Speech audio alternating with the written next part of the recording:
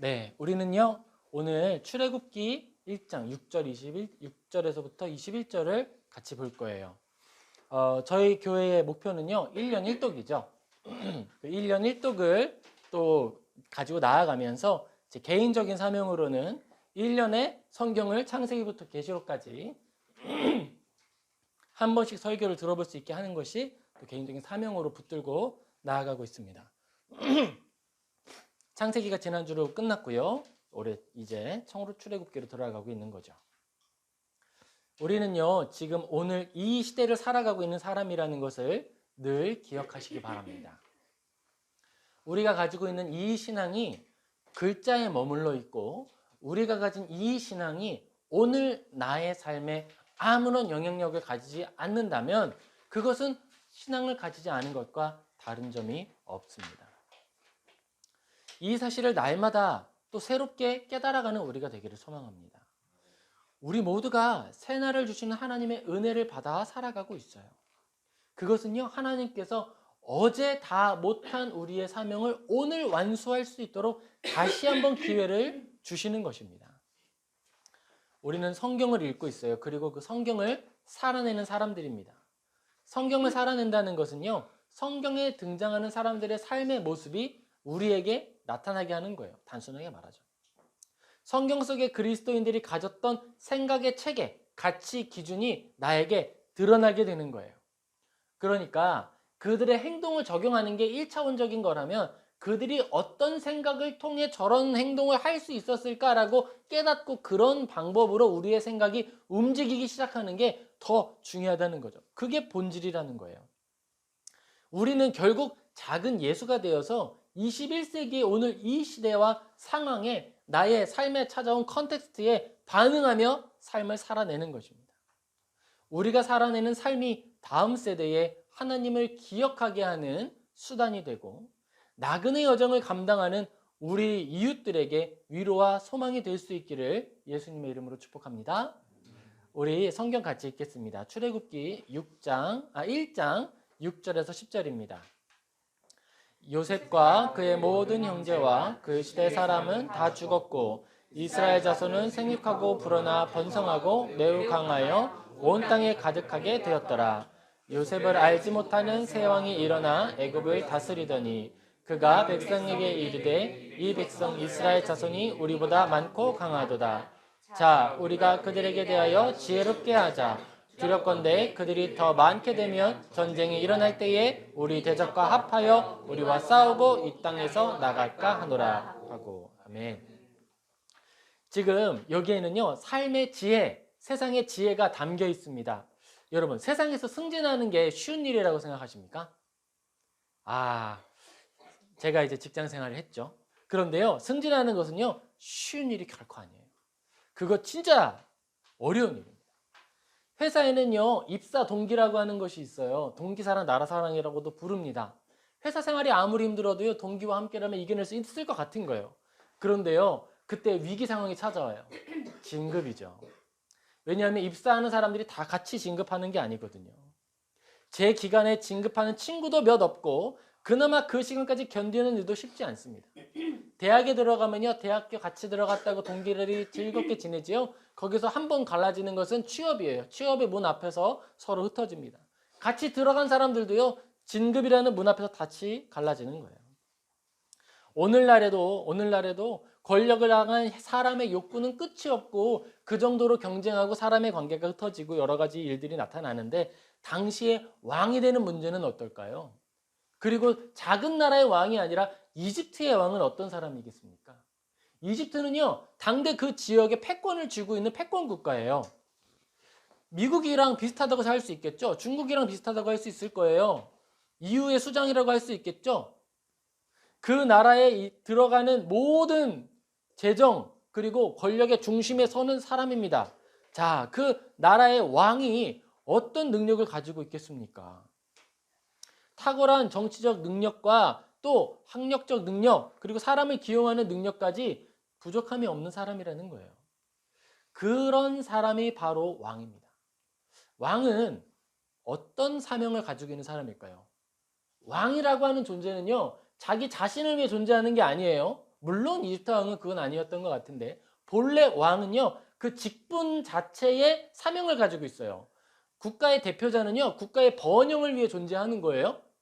나를 위해 사는 게 아니에요. 내가 좋은 거 먹고 좋은 거 누리고 나의 여러 가지를 감추기 위해서 왕이 되는 것이 아니죠. 왕은요 자기에게 주어진 권한과 모든 권력을 국가와 시민을 위해 사용하는 거예요. 이집트의 왕은요 필연적으로 자신에게 더 많은 권한과 더 많은 명예를 위하여 노력하는 것이 맞는 겁니다. 국가의 이익과 자신의 이익이 일치하기 때문에 그는 자신의 이익을 추구하는 것을 통해 국가의 이익을 추구하는 거예요. 이것은 국가를 더욱 번성케 한다는 말로 표현할 수 있는 거죠. 기업의 CEO는요 그 사람의 목표는 뭐죠? 그것은요 안정적인 성장을 이루는 거예요. 기업의 이익을 늘려내는 것.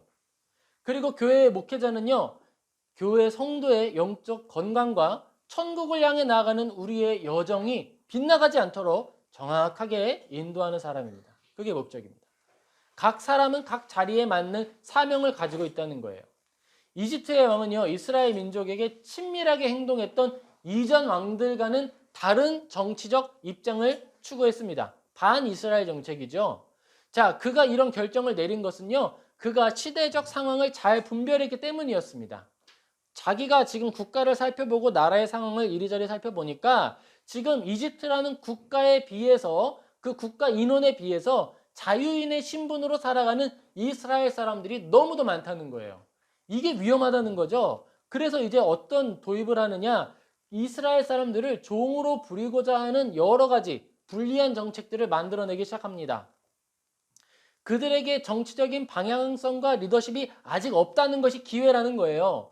이스라엘 사람들은요 사람들이 많고요 강합니다. 그래서 이들에게 정치적 리더가 생기는 순간 쿠데타가 일어날 수도 있는 거죠.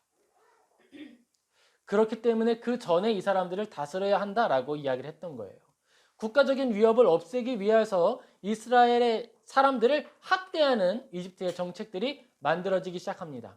자, 여기에서 사람의 첫 번째 모습이 나타나는 거예요. 사람이 본성이 어떤지 알고 싶으면 어떻게 하라고 하죠? 권력을 주어보라고 하는 거예요. 이집트 왕이 가지고 있었던 그 안의 방향성과 사람을 어떻게 여기고 있는가라고 하는 것들이 그의 정책 안에 드러나게 되는 것입니다. 왕들에게 건축이라는 것이 있어요. 건축은요, 자신의 명예, 자신의 능력, 내가 가진 조직 장악 능력을 드러내는 좋은 자랑의 수단이 돼요. 자, 어떻게 이걸 알 수 있죠? 권위를 많이 가지고 있는 왕은요, 무덤이 커요. 피라미드가 크죠. 왕릉도 큽니다. 또한 성도 크게 만들 수 있어요. 왕은요, 이 두 가지 토끼를 한 번에 잡는 정책을 만들어낸 거예요. 똑똑하죠? 이스라엘 사람들을 학대하고 이집트 사람들에게 피해를 주지 않으면서 자신의 권력이 얼마나 강한지 드러낼 수 있는 방법, 무엇을 합니까? 건축을 하기 시작합니다. 그래서 국고성과 비돔 그리고 라암셋을 건축하게 되는 거예요. 지혜로운 사람이에요. 왕은 좋은 정치적 방향과 노력으로 여러 가지 일들을 이루고 있습니다. 자, 우리는요 여기서 한 가지를 생각할 수 있어요. 근데 이집트의 왕은 좋은 사람이 아닌데 왜 하나님은 이 사람에게 성공적인 정치적 능력을 주시고 또 눈에 보이는 번영을 주시는 걸까? 이때 당시에 이 왕이 누렸던 권력은요 절대 권력이었어요. 그가 주장하면 아무도 반대하지 않는 거예요. 그리고 그가 만들어 놓은 라암셋과 비돔이라고 하는 성은요 큰 유적입니다. 이전과 이후에 그런 유물이 또 없어요. 가장 흥왕했던 왕이었죠. 자, 우리는 이렇게 질문할 수 있죠. 믿지 않는 사람들이 왜 번성할까? 그들은 복을 받은 것인가? 그런데 여기서 우리가 하나 생각해야 할 것이 있습니다. 믿지 않는 사람들도요. 그가 가진 총명함과 그가 가진 재능과 시대를 분별하는 능력. 자, 지금 도지코인 들어갈 때야, 빠질 때야. 제대로 하면 성공한 사람들 많이 있죠. 그런데 그것은요. 하나님 안에서 은혜로 부르지 않습니다. 은혜라고 할 때는 그레이스라고 말하는데요. 그런 사람들에게는 은혜라고 이야기하지 않아요. 자신의 성실을 의지하고 자기의 능력을 의지하여 사는 사람들, 그런 사람들에게도 번영과 축복이 올 수 있습니다. 그것은요, 하나님이 일반적인 세계 가운데 남겨주신 일반 은총, 페이버예요. 일반적인 은총이라고 부릅니다. 그것은 은혜가 아니에요. 은혜는 뭘까요? 은혜는요, 광야 가운데 훈련되고 온전함을 위하여 나아가던 사람들이 온전함 끝에 진주를 맺어내는 조개처럼 고난을 이겨내어서 맺는 아름답고 지극히 거룩한 열매를 의미합니다. 은총과 은혜의 가장 큰 차이는 은총은 하나님이 안 받으세요. 이집트의 왕이 아무리 큰 피라미드를 만들고 아무리 멋진 비돔을 만들고 라암셋을 만들어도요, 그 안에 하나님의 은혜가, 하나님의 영광이 조금도 담기지 않습니다. 하나님은 그것을 그냥 내버려 두시는 것뿐이에요. 하지만 하나님의 은혜는 다릅니다. 하나님의 은혜는요, 그의 삶에 또는 그가 이룬 업적 속에 하나님의 영광이 함께 담기는 거예요. 내가 너를 받았다, 착하고 충성된 종아 라고 축복해 주시는 거예요. 내가 너를 기쁘게 받았다. 그것이 첫 번째 은혜라면, 두 번째, 하나님께서 베푸시는 은혜의 두 번째 능력은요, 그것은 우리를 악으로 기울지 않게 붙들어주는 도구가 됩니다. 이집트의 왕이 만들어 놓은 비돔과 라암셋은요, 이집트 왕이 부패하여서 하나님께 버역하는 도구가 됐을 때 하나님이 도대체 어디 계시느냐, 하나님은 살아계시는 분이시냐라고 질문하는 도구가 되는 거예요. 난 내 능력으로 할 수 있어 라고 담대하게 하나님을 대적하는 그 증거로, 나는 내 힘으로 라암셋도 만들었고 나는 내 힘으로 비돔도 만들었어 라고 이야기하는 도구가 되는 겁니다.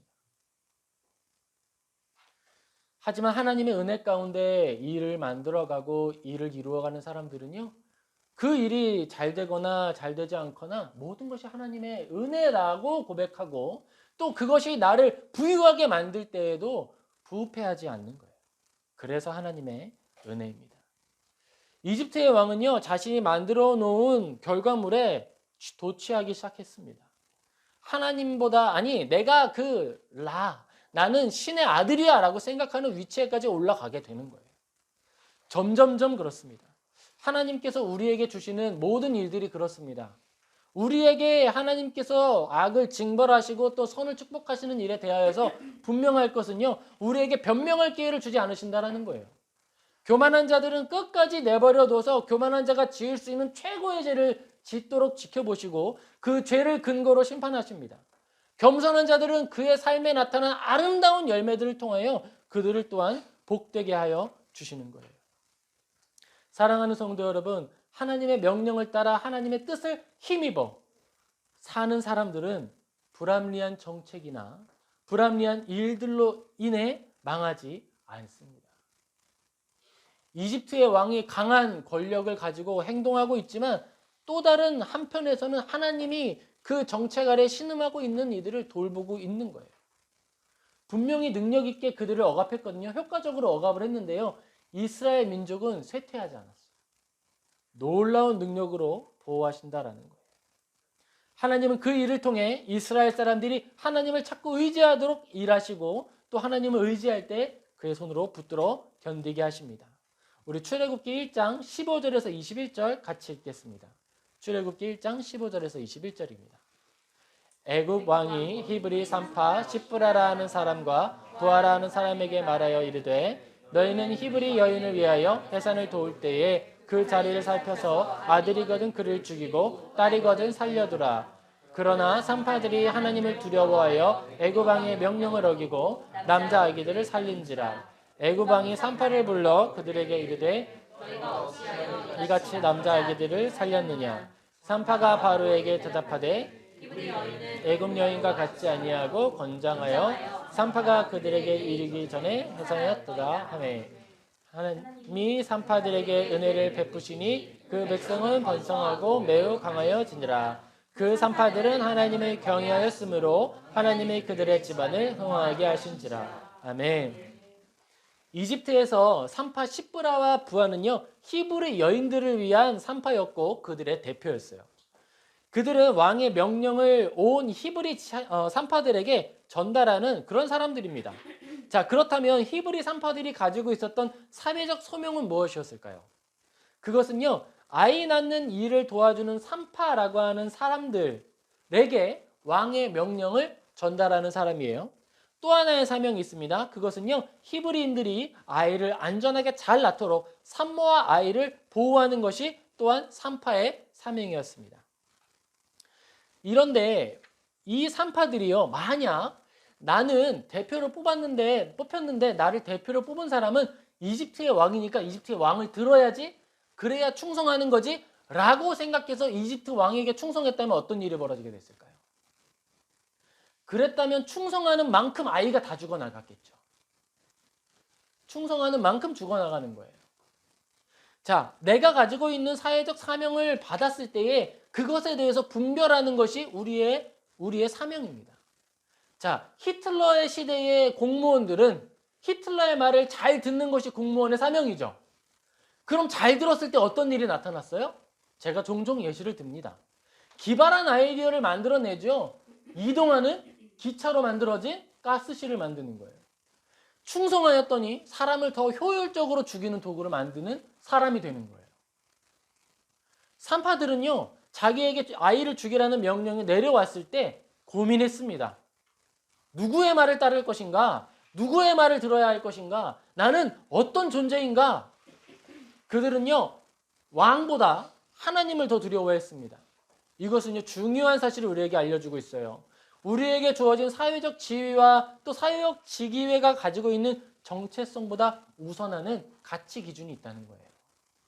나는 CEO예요. 나는 CEO인데 나의 CEO의 사명은 돈을 많이 만들어내는 것이라고 했죠. 그러기 위해서 뭘 해야 되겠어요? 불필요한 사람들을 잘라야겠다. 그러면요, 그 안에서 생계를 유지하고 있는 사람들은 어떻게 하게 될까요? 말씀을 기초로 하나님이 기뻐하시는 일이 무엇인지 분별하는 거예요. 그게 내가 가지고 있는 시대적 사명을 찾는 가장 가까운 길입니다.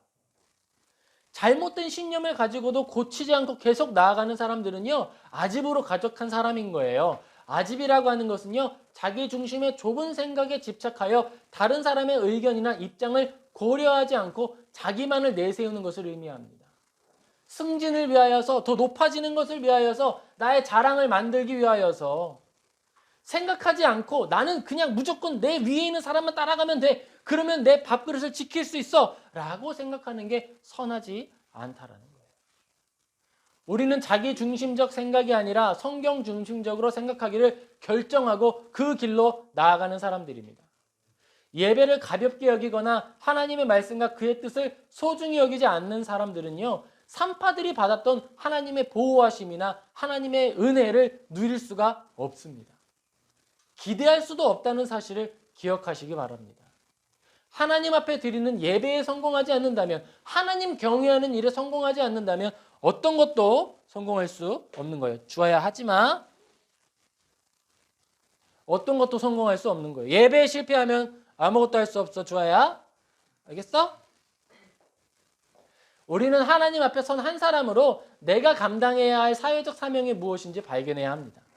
그리고 이 일이 이루어진 후에 하나님께서 맡기신 일에 알맞은 올바른 신념을 가질 수 있습니다. 그리고 이 신념은요, 사회의 부조리와 구조적인 악에 대항하여 하나님의 뜻을 이루는 도구로 쓰임받는 도구가 되는 거예요. 우리들은요, 교회 안에서는 연약함을 품어주고 이해하고 그들을 위해 기도하는 사람이고요, 사회의 자리에서는요, 내가 선 그 자리에 악이 침범하지 않도록 버티고 서는 사람들입니다. 세상은 늘 악으로 기울어져요. 세상의 흐름이니까 뭐 이러고 몸을 실어 나르는 게 아니에요.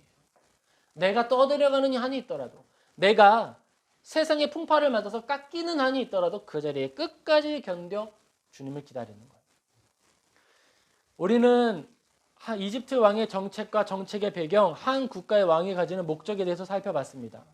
그리고 내려주시는 은혜에 대해서도 살펴봤어요.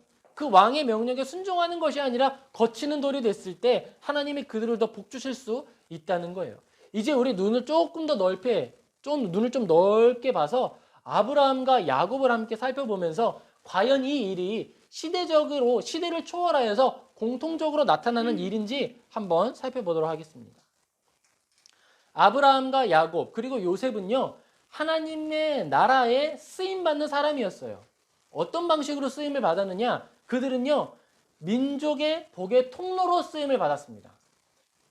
복의 통로라고 하는 것은요, 그들이 살아있는 삶의 자리에 하나님을 아는 지식과 하나님께 속한 아름다운 향기가 가득했다라는 거예요. 산파들이 만약에 하나님의 뜻을 우선하지 않았다면 죽음의 연속이 나타났을 거예요. 하나님의 뜻 안에서 머물러 있었기 때문에 인의, 공의, 사랑, 절제, 나눔, 섬김이 나타나게 되는 것이죠. 아브라함은 똑같은 삶을 다른 방식으로 살아냈습니다. 그는 어떤 사람일까요? 마을 산문, 마을 입구에서 지나가는 나그네를 찾아서 먹이는 그런 사람이었어요. 창세기 18장에 그런 이야기가 등장하죠. 아브라함은 자신의 자리에서 지나가는 나그네들을 불러 먹이고 격려하여 보내는 그런 모습으로 살아갔습니다. 그렇게 살아갈 때에 하나님이 어떤 사람을 만나게 하시고 대접하게 하셨죠? 천사들을 만나게 하시고 대접하게 하셨어요. 아브라함의 섬김은 그런 모습이에요. 내가 어떤 사람을 이용해 먹기 위해서 섬기는 것이 아니라 그들의 진정한 필요를 살피고 돕는 사람이었다라는 거예요. 그런 아브라함이 또한 리더십을 또 가지고 있었습니다. 창세기 23장에요. 이런 기록이 있어요. 그의 아내 사라가 이제 죽었습니다. 그리고 그 아내를 위해 이제 장례 지낼 굴을 찾는데요. 어떤 굴을 찾죠? 막벨라 굴을 찾는 거예요. 그런데 아브라함의 행동이 진짜 인상적입니다. 세번역 성경은요, 이 장면을 이렇게 이야기하고 있어요. 아브라함은 죽은 아내 옆에서 물러나와 햇사람에게 가서 말하였다. 나는 여러분 가운데 나그네로 떠돌이로 살고 있습니다. 죽은 나의 아내를 묻으려고 하는데 무덤으로 쓸 땅을 여러분에게서 좀 살 수 있게 해주시기를 바랍니다. 아브라함은요, 자기를 소개하면서 이렇게 얘기하죠. 나는 나그네와 떠돌입니다 라고 이야기합니다. 그러한 아브라함의 표현에 응답하는 헷 족속은요, 이렇게 이야기합니다. 헷 족속이 아브라함에 대답하여 이르되 내 주여 들으소서. 당신은 우리 가운데 있는 하나님이 세운 지도자이시니 우리 묘실 중에서 좋은 것을 택하여 당신의 죽은 자를 장사하소서. 우리 중에서 자기 묘실에 당신의 죽은 자 장사함을 금할 자가 없으리이다. 아브라함이 일어나 그 땅 주민 헷 족속을 향하여 몸을 굽히고. 아브라함은요, 그 땅 사람들에게 인정받는 하나님께 속한 지도자였어요. 그런데요, 그는요, 주장하는 자세를 취하지 않습니다. 이집트의 왕이 가졌던 리더십과 전혀 다른 리더십이죠. 이집트의 왕은 자기가 가진 권력과 권위를 나의 능력을 드러내는 도구로 사용하였고 그를 위하여서 사람의 목숨조차도 도구로 쓰기를 원하는 거예요. 아브라함은 어떻게 했을까요? 아브라함은요, 자기가 가지고 있는 권위를 사용하는 데에 다른 사람들을 억압하는 방식으로 사용하지 않습니다. 오히려 나는 그들과 함께 있는 나그네여 너희들이 함께 있는 거류하는 자라고 자기를 밝히고 있어요. 그러면 아브라함이 나타내는 권위는 어떤 근거로 나타나는 것일까요? 그와 동행하는 하나님으로부터 나타나는 권위였습니다. 주장하는 것이 권위가 아니에요. 진짜 권위는요, 나타나는 거예요. 아브라함은 자기에게 주어진 권위와 사랑, 자기가 받고 있는 햇사람들의 사랑을 당연한 것으로 여겨서 함부로 말하지 않았습니다. 이때 아브라함은 땅의 주인에게 값을 치르고 밭을 샀어요. 그리고 그 지역이 바로 헤브론입니다. 아브라함은 하나님의 인격과 성품이 나타나는 삶을 살아냈고 그 마음에 합당한 원리를 따라 관계가 아닌 올바른 방식으로 헤브론의 땅을 구입했어요. 사람들이 이렇게 말합니다. 아브라함님, 저하고 당신의 관계가 있는데 우리가 지낸 시간이 얼만데 그냥 달라고 하세요. 그거 누구든지 그냥 줄 거예요. 그러니까 아브라함이 말하죠. 아니요, 제가 여러분에게 은혜를 입었다면 그 값을 나에게 받아주세요. 그리고 그 값을 치르고 사라가 매장되고 아브라함도 그곳에 매장되고 야곱과 요셉도 또한 그곳에 매장됩니다. 야곱은 어떤 사람입니까? 야곱은요, 스스로의 삶을 평가하며 야곱이 자기에게 이야기를 합니다. 나는요, 내 나이가 130년이나 내 나이가 얼마 못 되니 우리 조상의 나그네 길의 연조에 미치지 못하나 험악한 세월을 보내었나이다 라고 말합니다. 야곱은요, 속이는 사람이고요, 거짓말하는 사람이고요, 모자란 사람이에요. 실수가 늘 있어요. 우당탕탕. 이 표현이 제일 잘 맞는 사람 중에 하나가 바로 야곱입니다. 그는요, 야곱처럼 살았어요. 야곱의 뜻은 속이는 자거든요. 속이는 자처럼 살았어요. 그리고 요셉은요, 아니죠. 죄송해요. 야곱은요, 브니엘에서 하나님께 새 이름을 받았습니다. 새 이름을 받았는데 어떤 이름이었어요? 이스라엘이죠.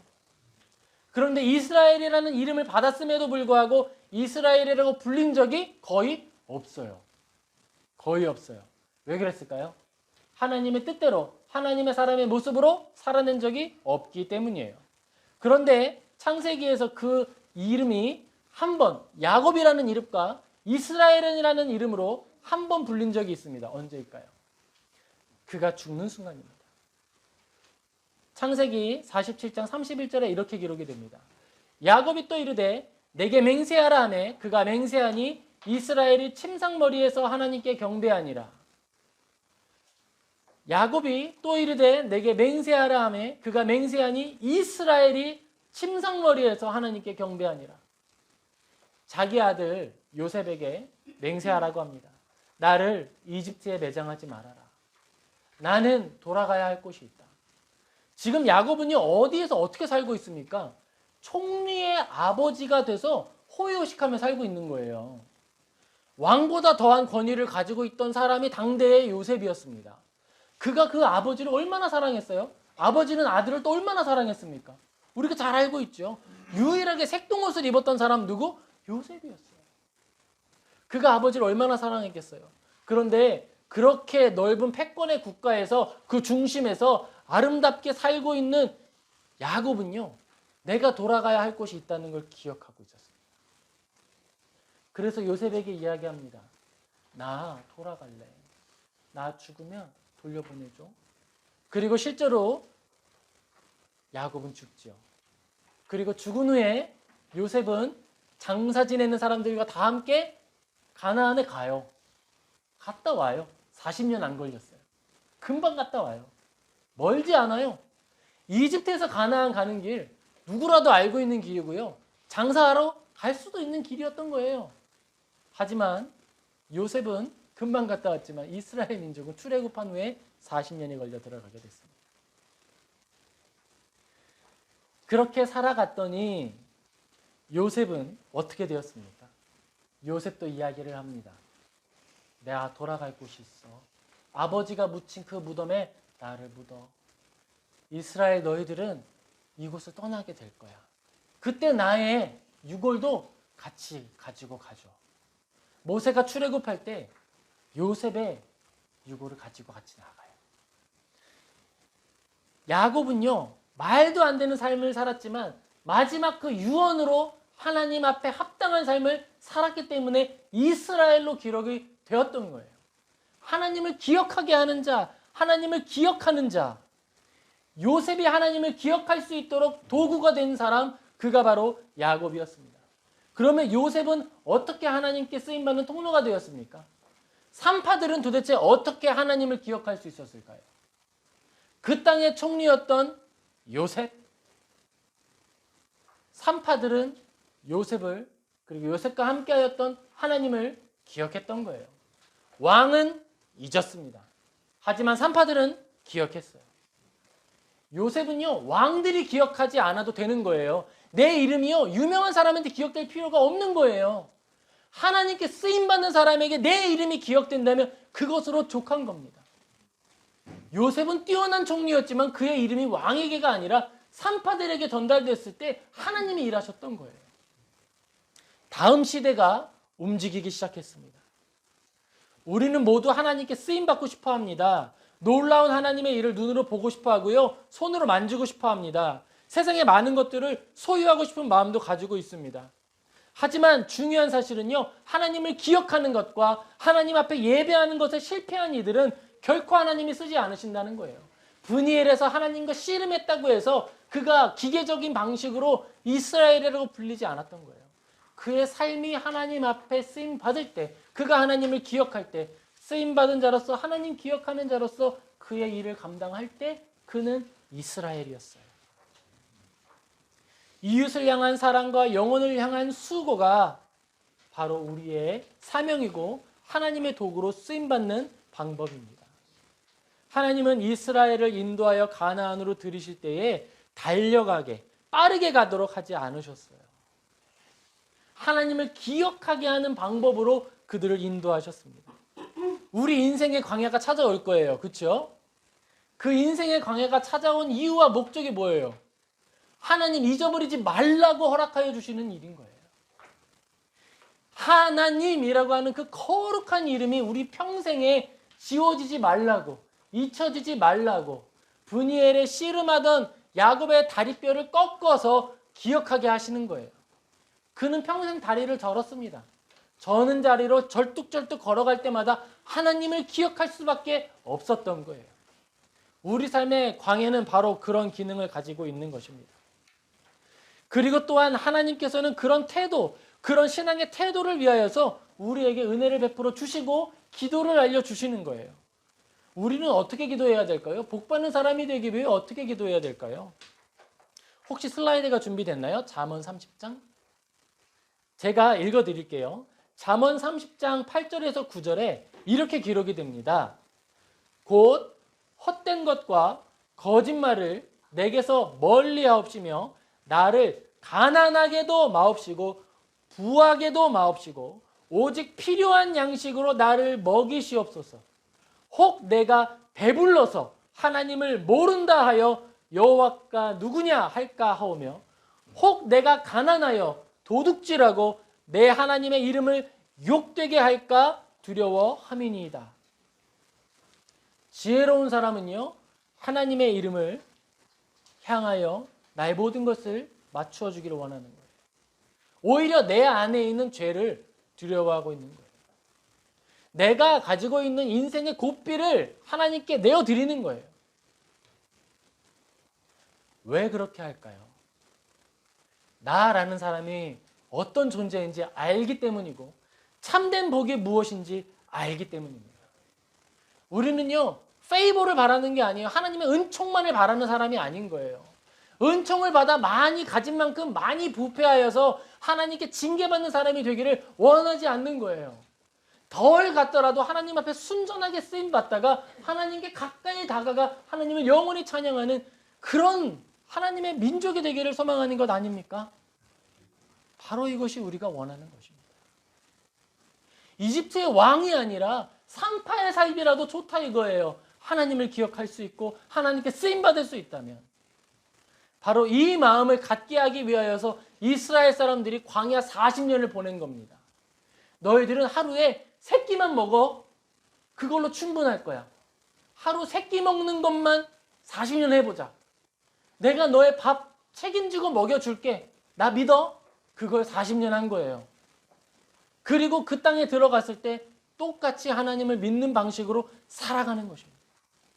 그리고 그들이 이집트의 왕처럼 많이 가진 것 때문에 부패하여 하나님을 잊어버리게 됐을 때, 많이 갖고 싶어서 우상 섬기고 하나님 떠나갔을 때, 가나안 땅의 민족들이 심판받았던 것과 똑같은 방식으로 그 땅에서 쫓겨남을 당하는 거예요. 오늘 우리에게도 그 은혜가 똑같이 적용됩니다.